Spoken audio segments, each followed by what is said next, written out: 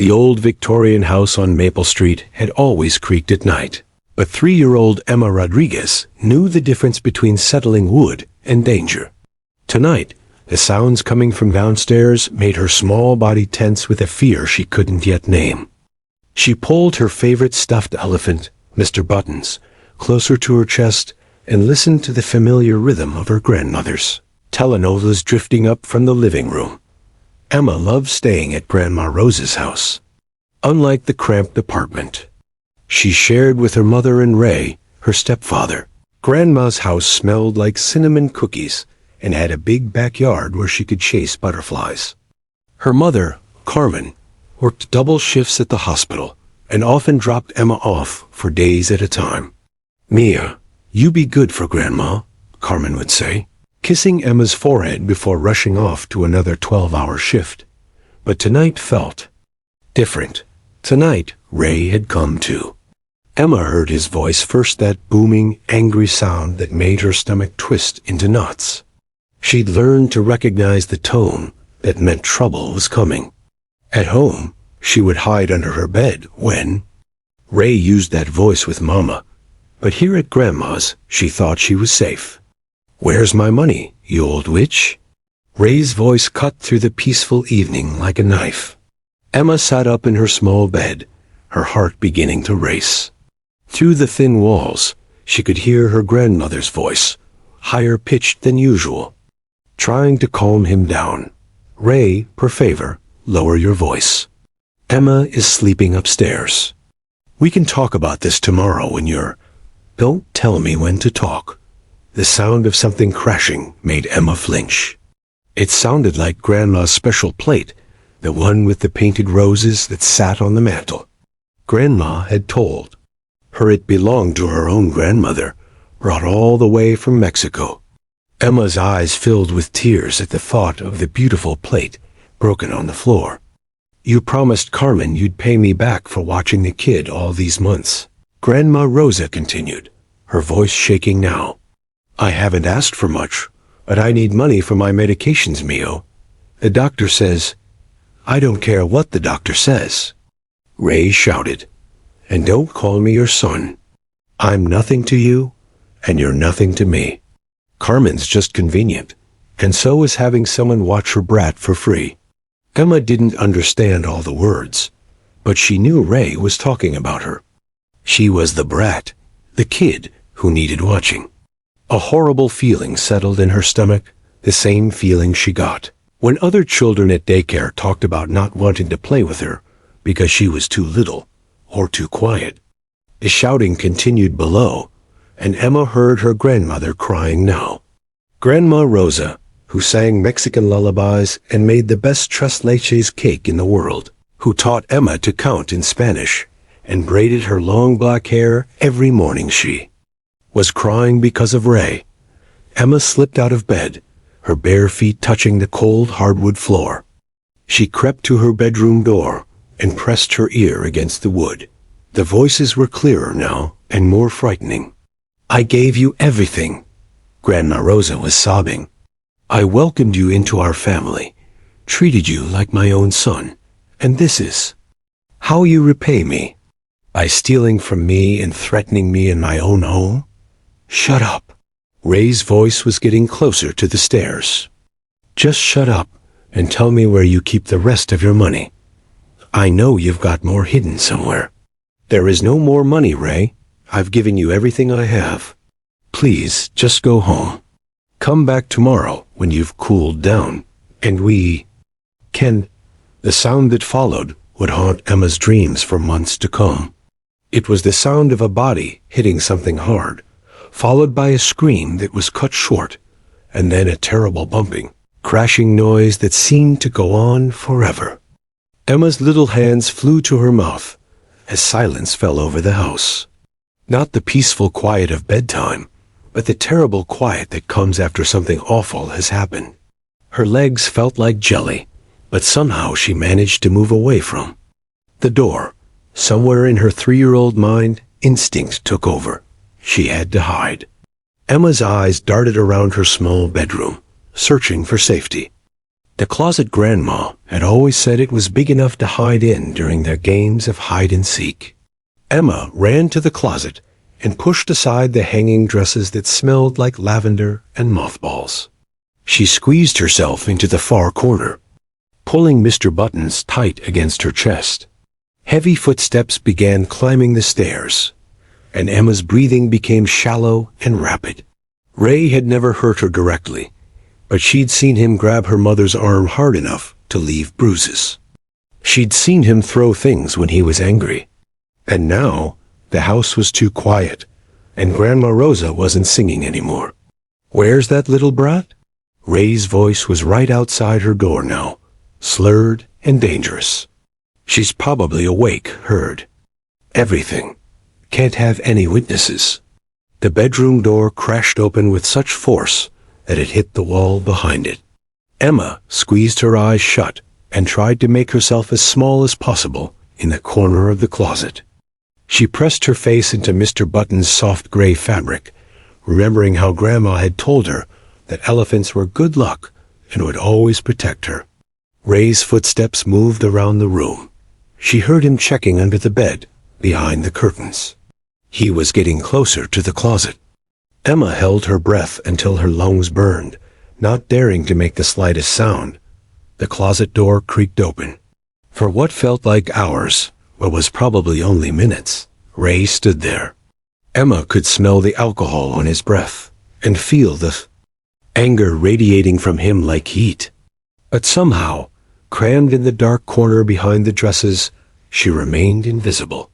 Finally, Ray cursed under his breath and left the room. Emma heard him moving around the house, opening and closing doors, looking for something. Then she heard the front door slam, followed by the sound of his truck starting up and driving away. But Emma didn't move. She stayed in that closet, clutching Mr. Buttons, until she saw red and blue lights flashing through the bedroom window and heard strange voices in the house. Only when a gentle police officer with kind eyes found her and coaxed her out did she emerge from her hiding place. But by then, Emma Rodriguez had lost her voice completely. The words were locked away somewhere deep inside, along with the memory of her grandmother's last scream. Detective Sarah Martinez had been working Child Protective Services cases for 8 years, but she'd never encountered a silence quite like Emma Rodriguez's. It wasn't defiance or stubbornness. It was something far more heartbreaking. The little girl sat in the sterile hospital waiting room, like a porcelain doll, perfectly still except for the rhythmic stroking of her stuffed elephant's worn ears. Her dark eyes, which should have sparkled with the curiosity of a 3-year-old, held the hollow stare of someone who had seen too much. "Emma, sweetheart," Sarah said, kneeling to the child's eye level for the 3rd time that morning. "Can you tell me your favorite color? Do you like pink? Purple, maybe?" Nothing. Emma's gaze drifted past Sarah to the hospital window, where morning sun filtered through Venetian blinds, casting prison bar shadows across the linoleum floor. Sarah tried again, pulling out a small bag of goldfish crackers. "Are you hungry?" "Honey, these are yummy." Emma's stomach growled audibly. She hadn't eaten since being found 12 hours earlier, but she didn't reach for the offered snack. Instead, she hugged Mr. Buttons tighter and seemed to shrink further into the oversized hospital chair. Dr. Rebecca Torres entered the waiting area with a coffee cup in one hand and a thick file in the other. At 45, she'd specialized in childhood trauma for over 2 decades, but cases like Emma's still left her feeling helpless. "Any progress?" she asked Sarah, though the answer was written clearly on the detective's frustrated face. "Nothing. It's like she's here, but not here, you know? Like she's somewhere else entirely." Dr. Torres nodded, settling into the chair across from Emma. "Emma," she said softly, "I'm Dr. Torres, but you can call me Rebecca if you want. I help children who have scary things happen to them." She paused, watching for any flicker of recognition. "I have some toys in my office. Would you like to see them?" For a moment, Emma's eyes shifted toward the doctor, and Sarah felt a surge of hope. But then Emma's gaze returned to the window, and the moment was lost. Selective mutism, Dr. Torres explained later in the hallway, her voice low enough that Emma couldn't overhear. It's the mind's way of protecting itself from trauma. The child literally cannot speak, even if they want to. The psychological pathways have essentially shut down as a defense mechanism. Sarah rubbed her temples, feeling a headache building. Her grandmother is in intensive care with a traumatic brain injury, 3 skull fractures, and a broken hip from being pushed down the stairs. Emma saw it all, heard everything. We need her testimony to make sure Ray Mitchell never hurts anyone again. But she can't give it, Dr. Torres finished. I've seen cases where children don't speak for months, even years after trauma. And forcing her could make things worse. Over the next 2 weeks, a parade of well-meaning professionals attempted to reach Emma. Child life specialist Monica Chun brought art supplies, hoping Emma might draw what she couldn't say. Emma stared at the blank paper for an hour before carefully drawing a single black circle, dark, contained, complete. Social worker James Peterson tried play therapy with dolls and a dollhouse, thinking Emma might act out her experiences. She arranged the tiny furniture in perfect order, then placed the little girl doll in a closet and wouldn't touch the adult figures at all. Even Emma's beloved Tia Sophia, her grandmother's sister who had flown in from Phoenix, couldn't break through the wall of silence. Mia Preciosa, Sophia whispered, tears streaming down her weathered cheeks as she rocked Emma in the hospital. Chair, please just say one word. Say TIA for me, like you used to. Emma allowed herself to be held, but her body remained rigid, unresponsive.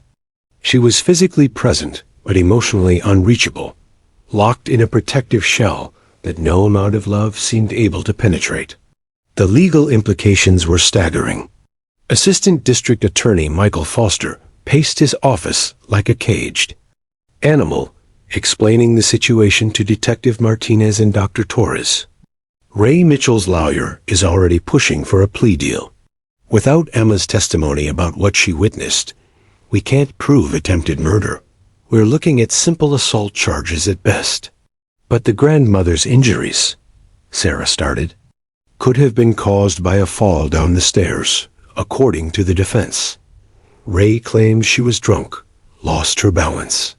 Without Emma's account of him pushing Rosa Rodriguez, we can't prove otherwise. Dr. Torres interjected, You can't seriously be considering putting a traumatized 3-year-old on the witness stand. She's not developmentally ready for that kind of pressure, even if she could speak. I'm not considering anything yet, Foster replied. But if Emma doesn't recover her voice soon, Ray Mitchell walks free in 6 weeks. And next time, there might not be any witnesses. Meanwhile, Emma was placed in emergency foster care with Maria Santos, a bilingual teacher who had been caring for children in crisis for 15 years. Maria's small ranch house on the outskirts of town was filled with warm colors, soft music, and the smell of homemade tortillas. If anywhere could help a child heal, it was here. But even Maria's gentle approach yielded no results. She tried speaking to Emma in Spanish, thinking perhaps the familiar language might unlock something. She played Rosa's favorite telenovelas softly in the background, hoping for recognition. She even brought out her guitar and sang the same Mexican lullabies Rosa had sung to Emma. Emma would sometimes tilt her head slightly at familiar songs, and once, Maria thought she saw the ghost of a smile when she played La Llorona. But still, no words came. She's like a little bird with broken wings, Maria told her husband Carlos one evening as they watched Emma carefully eat her dinner in complete silence. You can see she wants to fly, but something inside is too damaged. As Emma's 4th week of silence stretched on, even the most optimistic professionals began to lose hope. The preliminary hearing was fast approaching, and Ray Mitchell's defense team was already preparing their case around the absence of witness testimony. That's when Officer Tom Chun had an idea that would change everything. He'd been following Emma's case in the department briefings, and something about her story reminded him of another child he'd worked with 6 months earlier. A little boy who had witnessed a drive-by shooting and couldn't speak for weeks until he met Bailey. "I know it sounds crazy," Tom told Detective Martinez over coffee in the courthouse cafeteria, "but Bailey has this gift. He connects with traumatized kids in ways we can't explain. Maybe what Emma needs isn't another human trying to reach her. Maybe she needs a friend who won't judge, won't pressure her, won't expect anything from her except acceptance." Sarah was skeptical. Dog? Tom, we've tried everything. Child psychologists, play therapists, family members who love her. What makes you think a police dog would be any different? Tom smiled, thinking of all the children Bailey had helped over the years. Because Bailey doesn't need her to be anything other than what she is. No expectations, no agenda. Just pure, unconditional acceptance. Sometimes that's exactly what a broken heart needs to start healing. The next morning, Tom would make the phone call that would set in motion one of the most unusual partnerships in California. Legal history, a traumatized little girl, and a golden retriever who specialized in mending broken spirits. Officer Tom Chun had partnered with Bailey for 5 years, but he still marveled at the golden retriever's intuitive ability to read human emotions. As they walked through the courthouse corridors that Tuesday morning, Bailey's ears perked up with unusual alertness. The dog seemed to sense that today's assignment was different from their typical drug searches or routine patrols. "Easy, boy," Tom murmured, adjusting his grip on Bailey's lead. "We're going to meet someone very special today. A little girl who needs a friend." Bailey looked up at Tom with those soulful brown eyes that had melted countless hearts over the years. At 4 years old, the golden retriever was in his prime, not too young to be overly energetic, not too old to lack enthusiasm. His coat gleamed like spun gold in the fluorescent courthouse lighting, and his gentle demeanor had earned him recognition as one of the state's most successful therapy animals. A conference room on the 3rd floor had been transformed for Emma's comfort. Gone were the imposing leather chairs and formal table. Instead, soft cushions were scattered across the carpet. Children's books lined a small shelf, and warm lighting replaced the harsh overhead fluorescence. Dr. Torres had insisted on creating an environment that felt more like a living room than a legal proceeding. When Tom opened the door, he immediately spotted Emma curled in Maria Santos' lap near the window. The little girl looked even smaller than he'd expected, a tiny figure in a pink dress that Maria had carefully chosen to brighten Emma's spirits. Her dark hair was braided with colorful ribbons, but her eyes held that same vacant stare that had become her trademark over the past month. "Emma, sweetheart," Dr. Torres said gently, "I'd like you to meet Officer Chun and his friend Bailey." Bailey didn't rush forward as many dogs might. Instead, he sat calmly at Tom's side, his training evident in every measured movement. He'd worked with enough traumatized children to know that patience was the key to building trust. His tail gave the slightest wag enough to show friendliness, not enough to seem overwhelming. Emma's head turned slightly at the mention of Bailey's name, and for the first time in weeks, there was a flicker of interest in her eyes. She'd always loved animals. Her grandmother Rosa had told Maria. Before the incident, Emma would spend hours in Rosa's garden, talking to the neighborhood cats, and trying to befriend the squirrels that raided the bird feeder. "Bailey is a very special dog," Tom explained, settling into a chair about 6 feet away from Emma. "He helps children who have been scared or hurt. He's very gentle and very patient, and he never judges anyone." As if understanding every word, Bailey slowly lowered himself to the carpet, assuming a sphinx-like position that made him appear less imposing. His intelligent eyes never left Emma, but his gaze was soft and non-threatening. He'd learned long ago that direct eye contact could be intimidating to traumatized children, so he looked at her with peripheral vision, appearing relaxed while remaining completely aware of her every movement.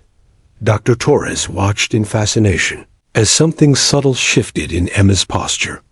The child's rigid shoulders relaxed almost imperceptibly, and her grip on Mr. Buttons loosened slightly. It was the first positive physical change anyone had observed in Emma since her rescue. "Would you like to sit on the floor with Bailey?" Maria asked softly, her arms still wrapped protectively around Emma. "He's very friendly, and he won't hurt you."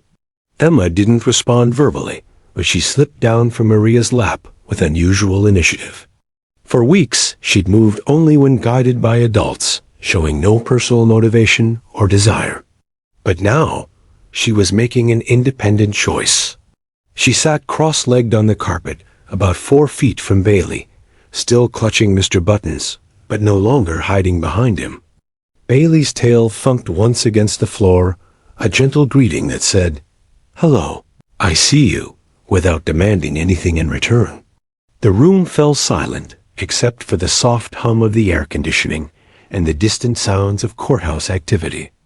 Everyone present, Dr. Torres, Maria, Detective Martinez, and Tom, understood they were witnessing something potentially significant. They remained motionless, afraid that any movement might break the delicate spell being woven between child and dog. Bailey seemed to sense the weight of the moment. His breathing became deliberately deeper and more rhythmic, the kind of calming breath pattern that therapy animals are trained to use. His presence radiated peace and safety qualities that Emma's traumatized mind desperately craved, but couldn't accept from humans. After 10 minutes of silent observation, Emma made her first tentative move. She scooted 6 inches closer to Bailey, still maintaining a safe distance, but clearly interested in this golden visitor, who asked nothing of her except her own comfort level. Bailey responded by stretching his front paws forward slightly, lowering his head to rest on them in a completely non-threatening position. Dr. Torres made careful notes on her pad, documenting every micro-movement, every subtle change in Emma's demeanor. This was the first time since the trauma that Emma had shown curiosity about anything in her environment. It was a breakthrough, even if a small one. "Bailey knows lots of tricks," Tom said quietly, his voice barely above a whisper. "But he only does them when children ask him to. He's very polite that way." Emma's eyes shifted to Tom briefly, then back to Bailey. The dog's ears twitched at the mention of tricks, but he remained perfectly still, waiting for some signal that his performance would be welcome.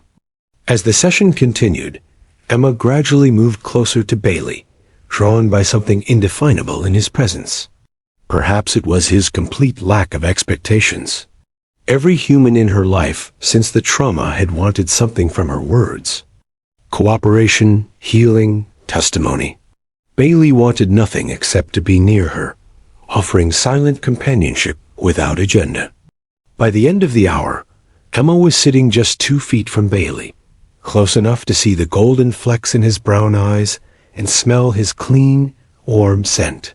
She hadn't touched him yet, hadn't spoken to him, but she was present in a way she hadn't been for weeks. "Same time tomorrow?" Tom asked Dr. Torres as they prepared to leave. "Absolutely," she replied, watching Emma's eyes follow Bailey as he stood to go. "I think we may have found our key." As Bailey walked past Emma toward the door, he paused for just a moment and looked directly at her. His tail wagged once, slowly, and deliberately, a promise that said, "I'll be back tomorrow, and I'll wait as long as you need." For the first time since that terrible night, Emma Rodriguez fell asleep without nightmares. Instead, she dreamed of golden fur and kind brown eyes that asked nothing of her except the chance to be her friend. By their 4th meeting, Emma and Bailey had developed their own silent language. She would sit cross-legged on the conference room carpet, and Bailey would position himself exactly 18 inches away, close enough for comfort, far enough to respect her boundaries. They would spend entire sessions just being together, her small fingers occasionally reaching out to touch his silky ears while he maintained perfect stillness, as if understanding that any sudden movement might shatter their fragile connection. Dr. Rebecca Torres had begun to see subtle changes in Emma's behavior patterns. The child no longer flinched when doors opened suddenly. Her grip on Mr. Buttons had loosened from desperate clutching to gentle holding. Most remarkably, she had started making eye contact with Bailey, brief glances that spoke of growing trust between two beings who communicated beyond words.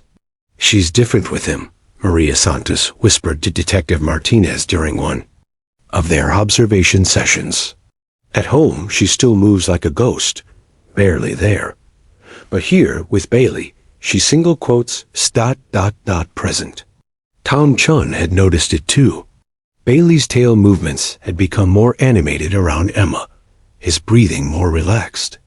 The golden retriever, who worked with dozens of children throughout the year, seemed to have formed a special bond with this particular little girl. Sometimes Tom caught Bailey whimpering softly when their sessions ended, as if the dog understood that Emma needed more time than the scheduled hour allowed. On this particular Thursday morning, something in the atmosphere felt different. Emma had arrived earlier than usual, practically pulling Maria's hand toward the courthouse elevator. For the first time in weeks, she had chosen her own clothes. Yellow sundress that Rosa had bought her for Easter, paired with tiny white sneakers decorated with cartoon flowers. She insisted on wearing Grandma's favorite dress, Maria explained to Dr. Torres as they settled into their usual positions. This morning she even tried to braid her own hair, though it didn't quite work out. Indeed, Emma's dark hair was slightly lopsided, with one braid higher than the other, but the attempt at self-care was monumental progress. Dr. Torres made careful notes, documenting this first sign of Emma's returning interest in her appearance and autonomy. Bailey entered with his usual calm dignity, but Tom noticed an extra spring in the dog's step. As they'd walked through the courthouse corridors, Bailey had been unusually alert, his ears perked forward with anticipation. It was as if he sensed that today would be significant. The session began like all the others. Emma sat on the carpet, Bailey positioned himself at their established distance, and the adults arranged themselves quietly around the room's perimeter. But instead of her usual statue-like stillness, Emma seemed restless. She shifted positions several times, moving incrementally closer to Bailey with each adjustment.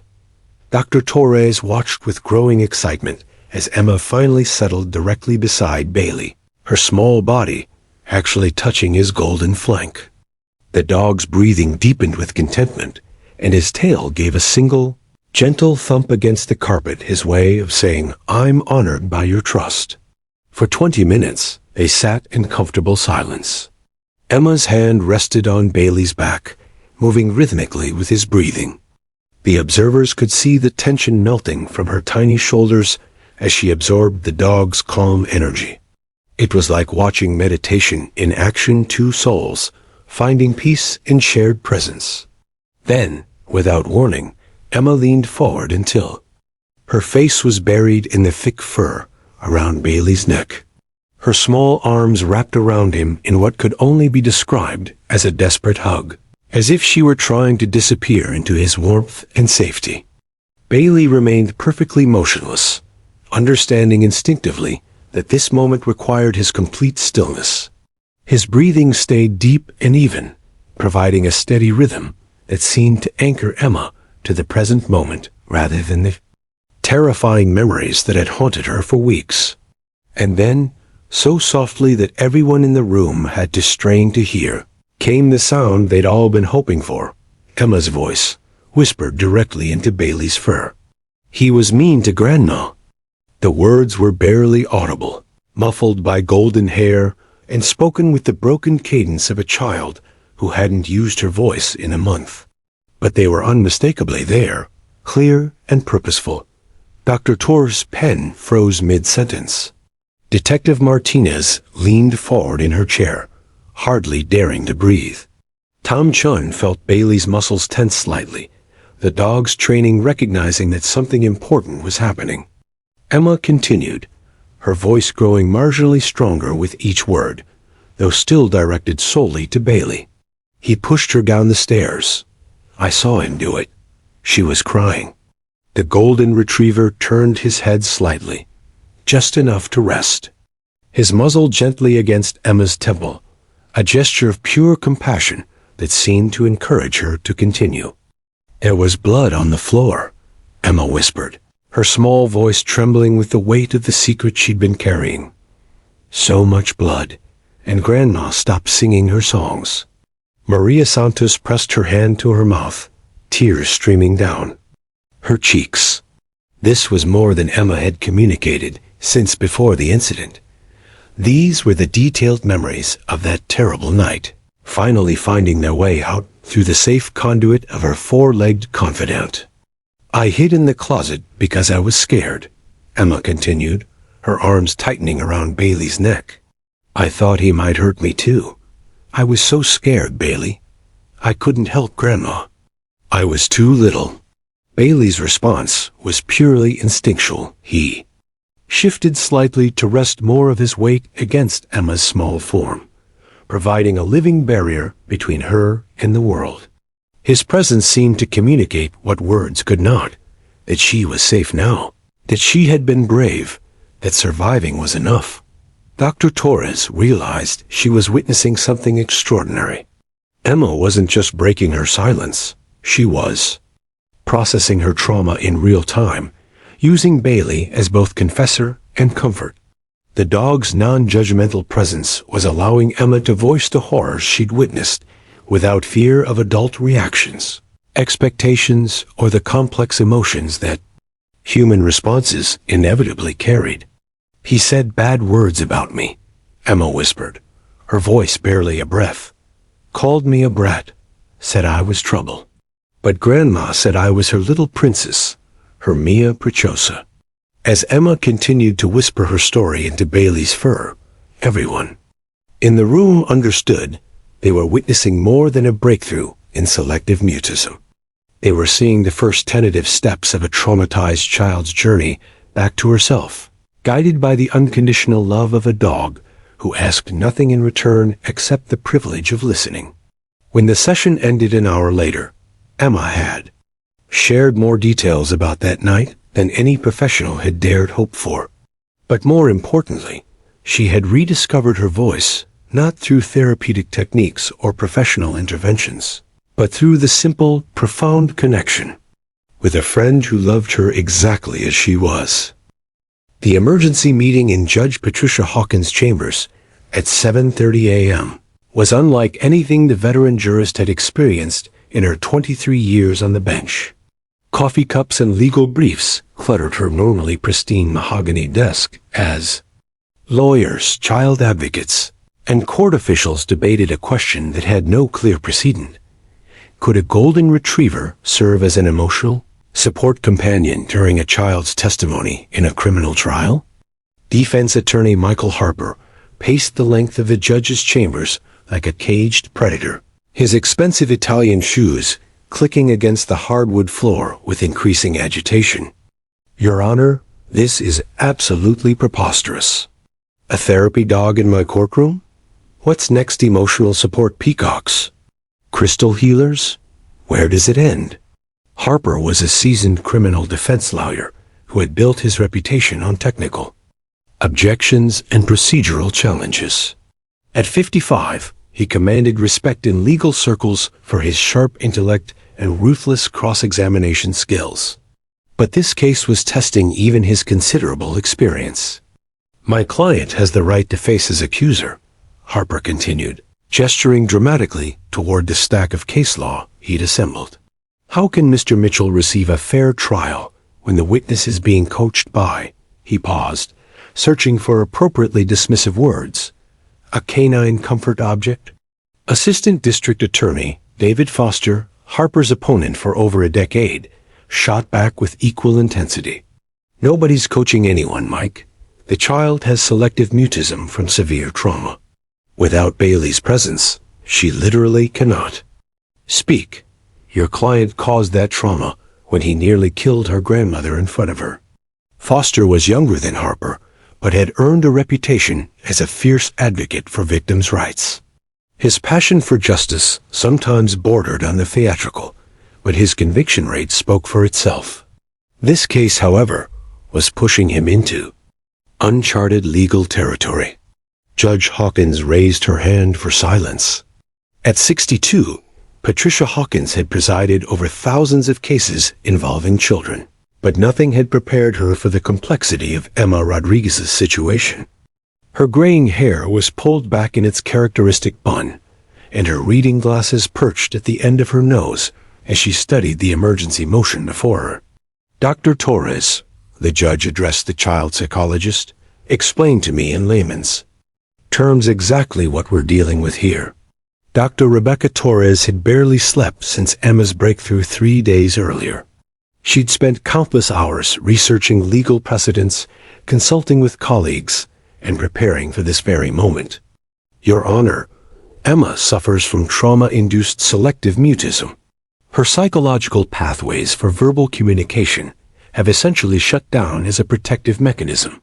However, her bond with Bailey has created a safe space where those pathways can reopen.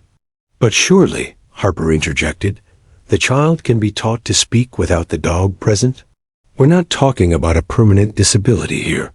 Dr. Torres turned to face him directly. Mr. Harper, forcing Emma to testify without Bailey would be like asking someone with a broken leg to run a marathon. The trauma response isn't something she can simply overcome through willpower or coaching. Bailey represents safety to her. Remove him, and you remove her ability to communicate. Child advocate Linda Morrison, who had been silent until now, stood up with a folder full of documentation. At 38, she had dedicated her career to protecting vulnerable children in the legal system. Her voice carried the authority of someone who had fought countless battles on behalf of voiceless victims. Your Honor, I have affidavits from 3 other states where therapy animals have been permitted during child testimony. California Family Code Section 1347 specifically allows for accommodations that serve the best interests of child witnesses. Emma's welfare must take precedence over courtroom tradition. The tension in the room was palpable as Judge Hawkins reviewed the documents. Outside her chambers, media representatives were already gathering, having caught wind of the unusual hearing. The hallway buzzed with whispered conversations about the dog witness case that was capturing national attention. Harper wasn't finished with his objections. Your Honor, even if we accept the psychological necessity, which I don't, there are practical concerns. Dogs are unpredictable. What if this animal becomes disruptive? What if it responds to courtroom stress by barking or becoming aggressive? My client's constitutional rights cannot be subjected to canine whims. Officer Tan Chun, who had been waiting in the corridor, was called in to address these concerns. His 5 years of experience with Bailey in high-stress situations gave him unique credibility on the matter. Your Honor, Tan testified, Bailey has worked in active crime scenes, crowded schools, and emergency situations. He's trained specifically to remain calm under pressure.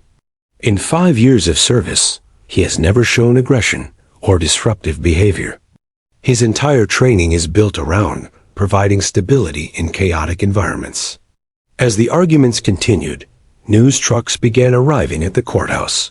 Social media exploded with hashtags like #LetBaileyHelp and #EmmaDeservesJustice.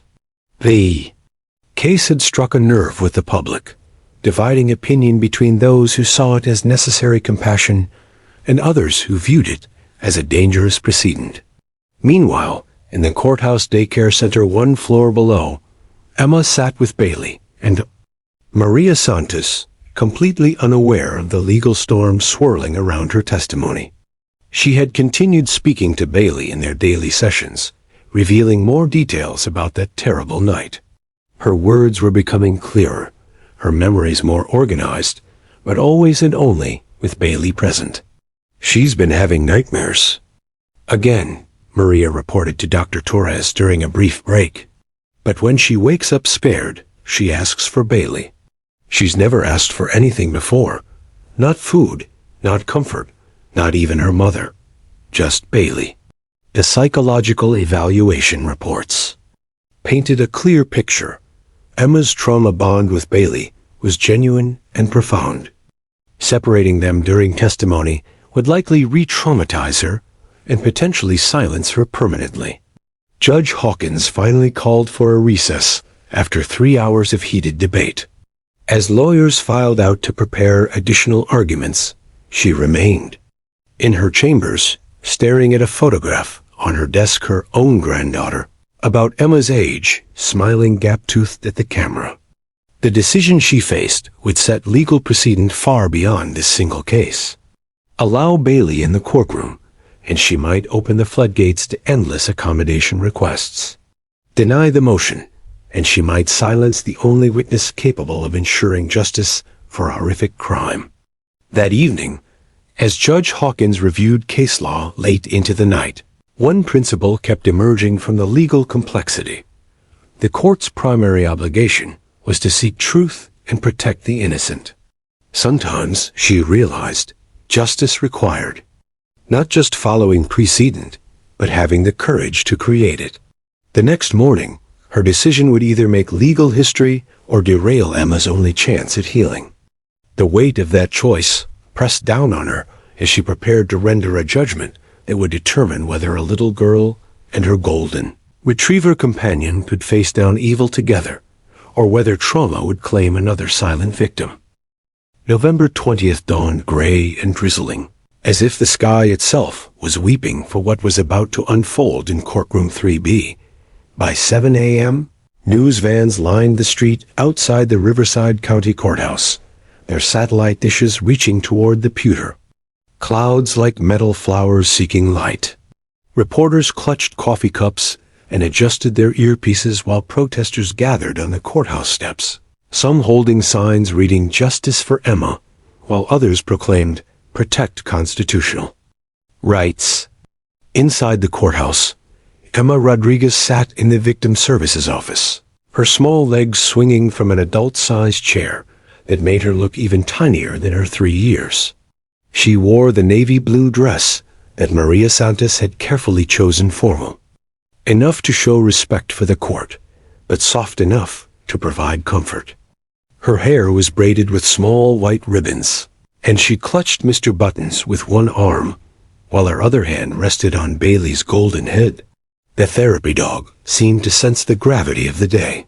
His usual playful demeanor had been replaced by a calm vigilance, his intelligent brown eyes scanning the faces around him as if taking inventory of everyone who might affect his young charge.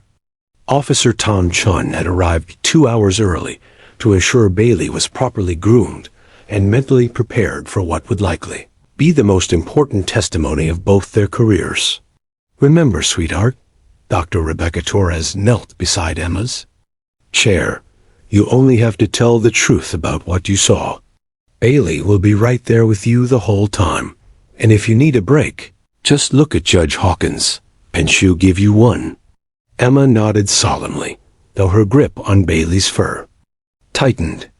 Over the past 3 weeks, she had become more vocal during their private sessions, but the courtroom would present challenges no practice session could replicate.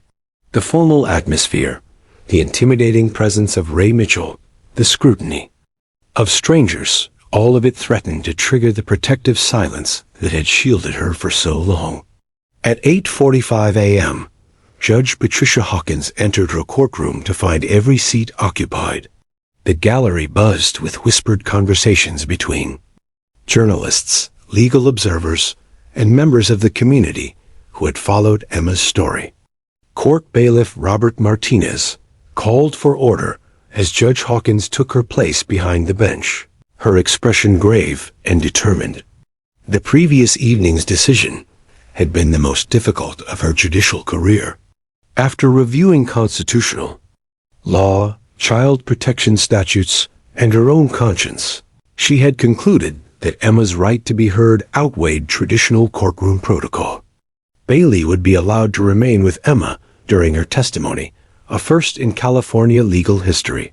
"Before we begin," Judge Hawkins announced, her voice carrying clearly through the packed courtroom, "I want to establish ground rules for today's proceedings. The therapy dog, Bailey, is here as a court-approved accommodation for our witness. Anyone who disrupts this process will be removed from my courtroom immediately."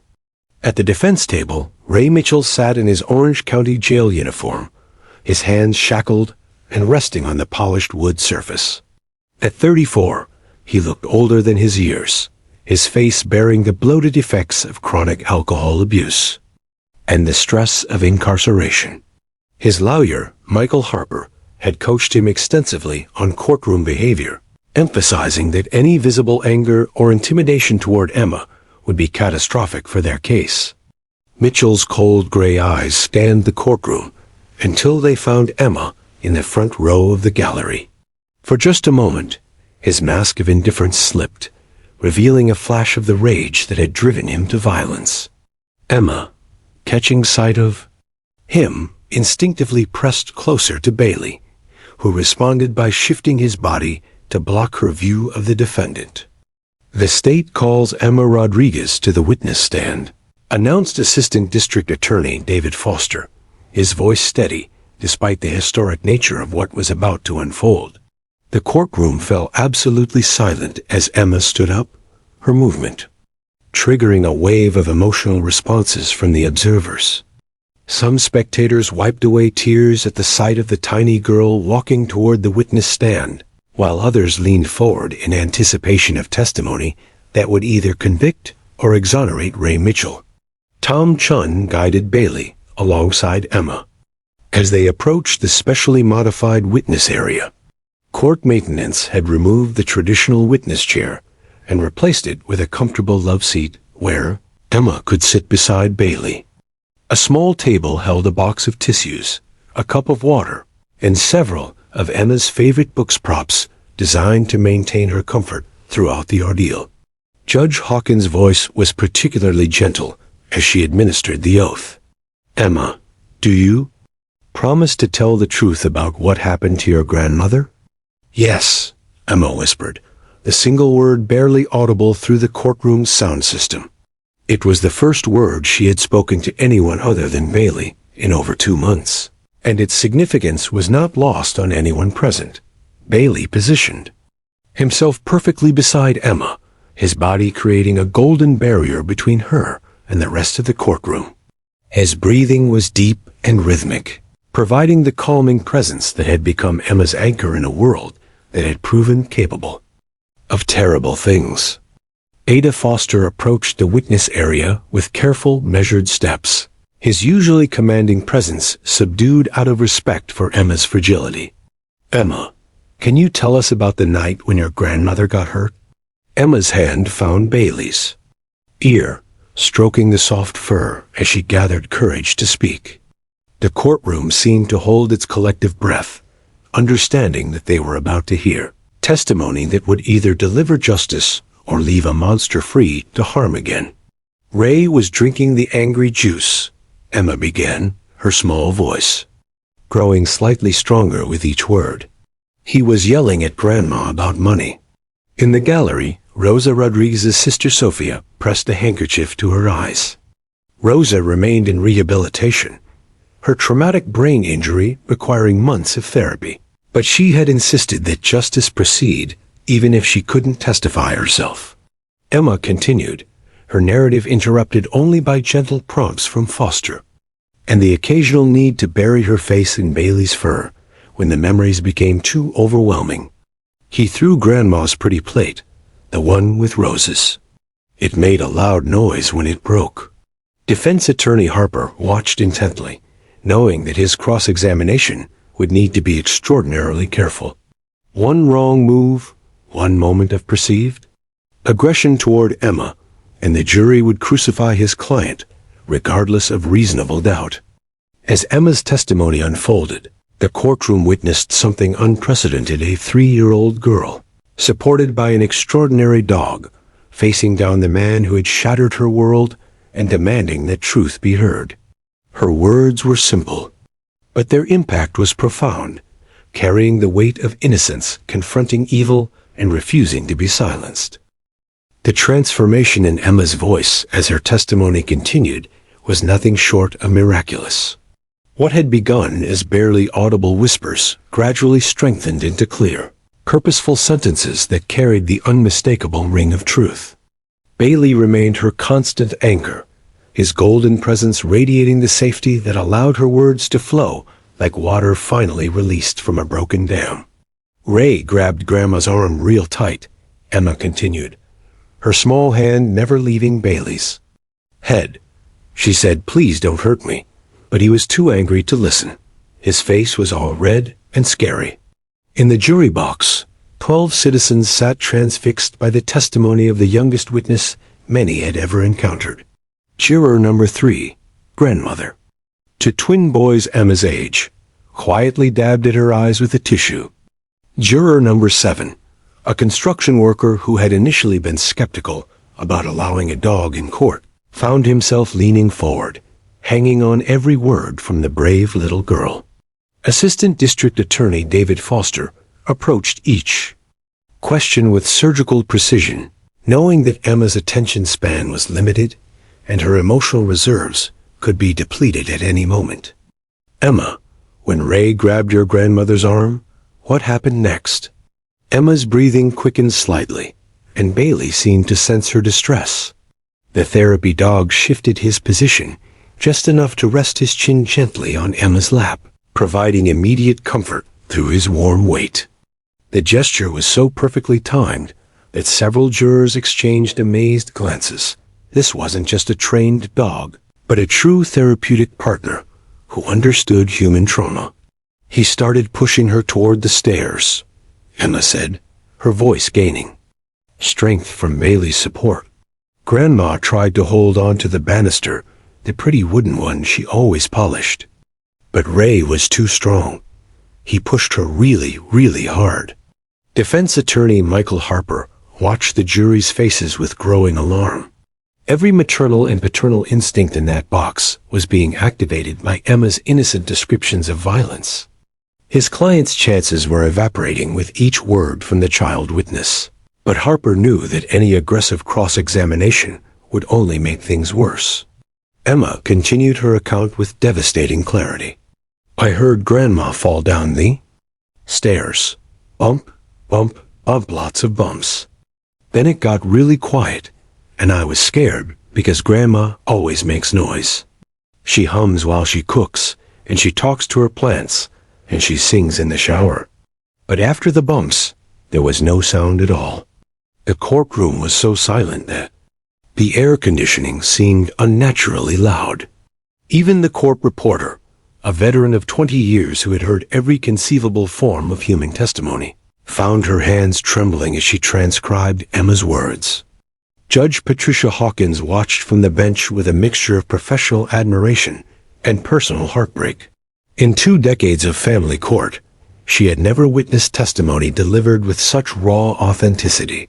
Emma wasn't performing or trying to please anyone. She was simply sharing her truth, protected by the non-judgmental love of her canine companion. "What did you do after you heard your grandmother fall?" Foster asked gently. Emma's grip on Bailey's fur tightened, and for a moment it seemed she might retreat into silence. But Bailey's steady breathing and warm presence seemed to give her courage to continue the most difficult part of her story. "I wanted to help Grandma, but I heard Ray coming upstairs. His footsteps were loud and angry.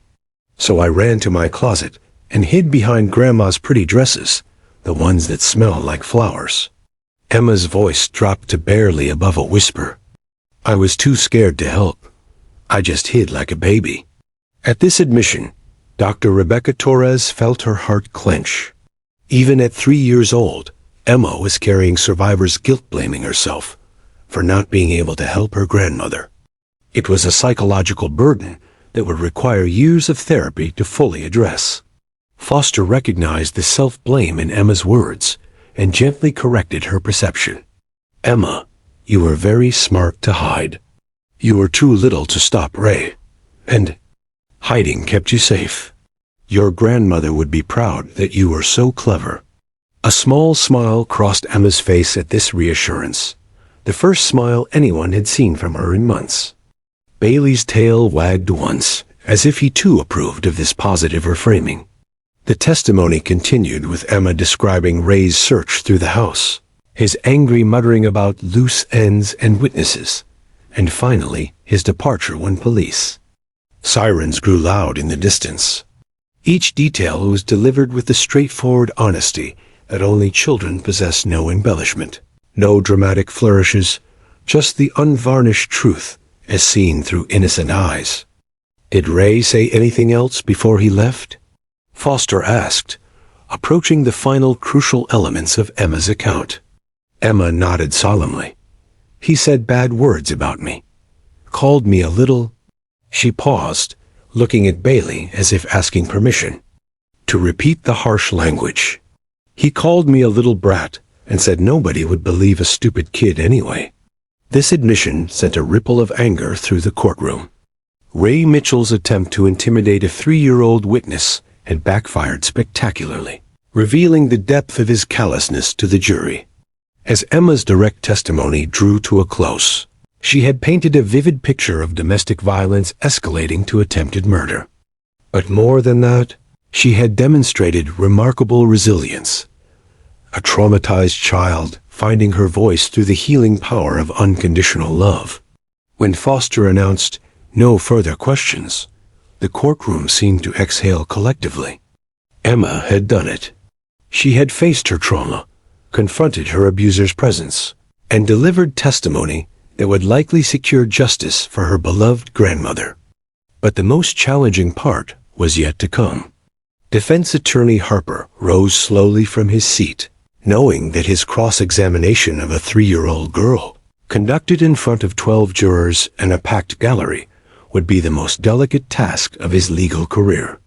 One wrong tone, one moment of perceived aggression toward Emma, and his client would be convicted on sympathy alone. As Harper approached the witness area, Bailey's ears perked forward slightly, not aggressively, but with the alertness of a protector assessing a potential threat. Emma's hand found the dog's collar, drawing strength from his solid presence as she prepared to face questions from the man trying to defend a person who had destroyed her world. The truth had been unleashed, but the battle for justice was far from over. Defense attorney Michael Harper approached Emma's witness area with the careful movements of someone navigating a minefield. His every instinct as a criminal lawyer told him to challenge the testimony aggressively, to poke holes in the child's account to create reasonable doubt. But his 25 years in courtrooms had also taught him to read juries, and the 12 faces staring at him radiated protective fury that would incinerate anyone perceived as bullying this brave little girl. "Emma," Harper began, his voice artificially gentle, "you were very scared that night, weren't you?" Emma nodded, her hand stroking Bailey's golden ears. The therapy dog remained perfectly still, but his eyes tracked Harper's every movement with the alertness of a sentinel guarding precious cargo. "Sometimes when we're scared, we might not remember things exactly right," Harper continued, attempting to plant seeds of doubt without appearing to attack Emma directly. "Is it possible you might have misunderstood what you saw?" Before Emma could answer, Bailey did something unprecedented. The therapy dog lifted his head and looked directly at Harper with an expression so intensely protective that several jurors shifted uncomfortably. It was as if the animal understood that this man represented a threat to Emma's truth. "I saw what I saw," Emma replied with surprising firmness, her voice carrying a strength that hadn't been there at the beginning of her testimony. "Ray pushed Grandma down the stairs. She was bleeding. That's the truth. Harper quickly realized that any further challenges to Emma's account would only reinforce her credibility. He wrapped up his cross-examination within minutes, asking only basic questions about timing and lighting that Emma answered with consistent clarity. As Emma and Bailey left the witness stand, the courtroom erupted in a spontaneous round of applause that Judge Hawkins made no effort to suppress. Emma looked confused by the clapping, but smiled when she saw Bailey's tail wagging in response to the positive energy filling the room. The trial proceeded quickly after Emma's testimony. Ray Mitchell's defense crumbled under the weight of her honest account, corroborated by physical evidence and medical testimony about Rosa Rodriguez's injuries. The jury deliberated for only 2 hours before returning with their verdict. We find the defendant, Ray Mitchell, guilty of attempted murder in the first degree, assault with intent to cause great bodily harm, and child endangerment, the foreman announced, his voice heavy with conviction. Judge Hawkins scheduled sentencing for the following week, but everyone in the courtroom knew that Ray Mitchell would be spending many years behind bars. As bailiffs led him away in shackles, he turned one last time to glare at Emma, who was sitting in the gallery with Bailey at her feet. The dog immediately positioned himself between Emma and Mitchell's hateful stare, his body language making it clear that this man would never again pose a threat to his young charge. 3 months later, spring had arrived in Riverside County with an explosion of wildflowers and new possibilities. Emma Rodriguez, now legally Emma Santos, following her completed adoption, skipped through the courthouse corridors with the boundless energy of a healthy 4-year-old. Today was Bailey's retirement ceremony, and she wore her favorite yellow dress, the same one she'd chosen for her first breakthrough session with the golden retriever. The ceremony took place in the same courtroom where Emma had made legal history.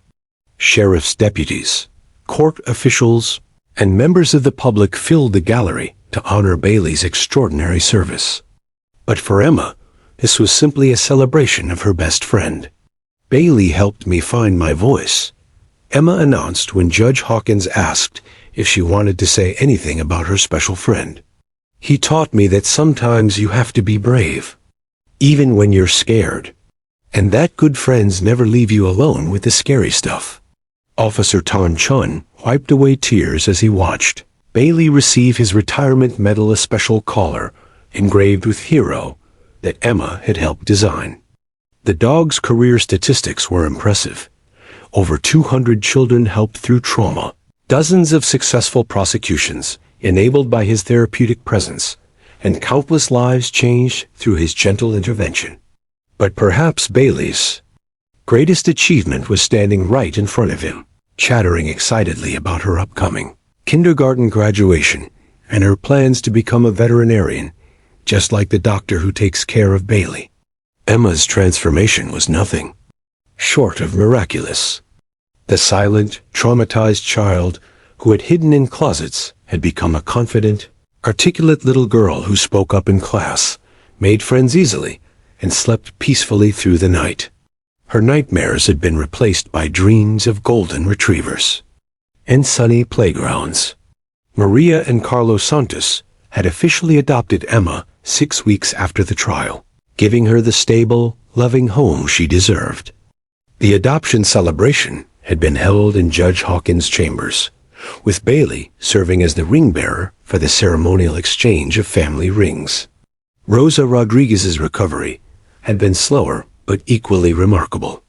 After 3 months of intensive rehabilitation, she had regained most of her cognitive abilities and physical mobility. She now lived in a senior community near the Santos family, where she could see Emma daily and spoil her with homemade cookies and Mexican lullabies. "Mia," Rosa whispered to Emma during one of their afternoon visits, "you saved us both by being so brave in that courtroom. Your voice brought justice, and your courage helped Grandma heal too." Bailey's retirement home was with Tom Chun and his family, where the therapy dog spent his golden years playing with Chun's children and enjoying the peaceful life he had earned through years of service. But every month, Emma and her family visited for what they called Bailey Days, afternoons of playing fetch, sharing stories, and maintaining the bond that had changed both their lives. The legal precedents set by Emma's case opened doors for other traumatized children across California. Within a year, therapy animals were approved for courtroom support in dozens of similar cases, giving voice to victims who might otherwise have remained silent. During Emma's kindergarten graduation, she proudly announced her career plans to the assembled families. "I'm going to help scared kids find their voices, just like Bailey helped me. And maybe I'll have a therapy dog too, because everybody deserves a friend who loves them no matter what." As Emma walked across the stage to receive her graduation certificate, Bailey watched from the audience, his tail wagging with the same gentle rhythm that had once provided comfort in a sterile courthouse conference room.